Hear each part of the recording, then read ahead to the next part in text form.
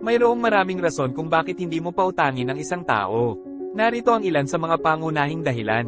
Una, kakulangan sa kakayahang magbayad. Kung alam mong hindi kayang bayaran ng tao ang utang, maaaring mas mahirap sa kanila at sa iyo kung pautangin mo sila. Pangalawa, personal na karanasan. Baka may mga naunang pangyayari na nagpapakita sa iyo na hindi magandang pautangin ng isang tao. Maaaring ito ay batay sa nakaraang karanasan o obserbasyon ng iba. Pangatlo, panganib sa iyong pananalapi.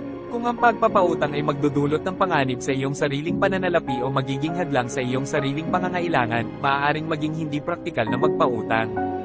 Pang-apat, hindi maayos na layunin. Kung ang hinihingi ng tao ay hindi para sa pangangailangan o hindi makatwiran ang layunin, maaaring maging rason ito para hindi magpautang. Ang pagpapautang ay isang sensitibong usapin na kailangan pag-isipan ng mabuti. Importante na isaalang-alang mo ang lahat ng aspeto bago ka magdesisyon.